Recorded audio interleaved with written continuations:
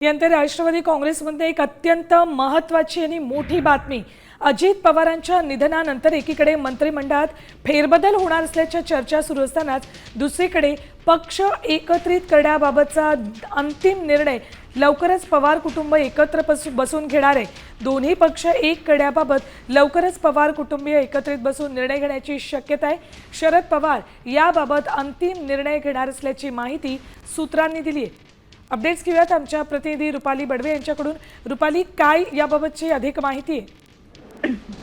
महानगरपालिकेच्या निवडणुका झाल्यानंतर खरं तर दोन्ही राष्ट्रवादीमधला जो जवळपणा आहे तो आपल्याला जवळीक त्यांची आपल्याला पाहायला मिळालेली होती। आणि जिल्हा परिषदेच्या निवडणुकीच्या अनुषंगाने आपण पाहिलं पुण्यामध्ये सुद्धा तर अजित पवार, शरद पवार, सुप्रिया सुळे यांच्या गाठीभेटी चालू होत्या आणि याच गाठीभेटीमध्ये दोन राष्ट्रवादी आता एकत्रित येऊन काम करणार असल्याची चित्र आपल्याला पाहायला मिळत होतं।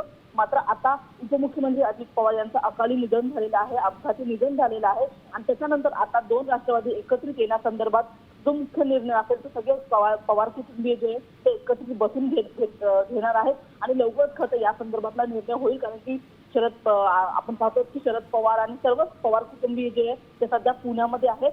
अजित पवार यांच्या निधनानंतर पुढच्या ज्या सगळ्या विधी आहेत त्या खरं तर सुरू आहेत आणि त्याच्या परिस्थितीमध्ये लगेचच खरं हा निर्णय होणार नाही। मात्र येत्या काही दिवसांमध्ये याच्यावरती सगळे पवार कुटुंबीय एकत्रित बसून निर्णय घेणार आहेत आणि शरद पवार यांचा हा अंतिम निर्णय खरं मानला जाणार आहे।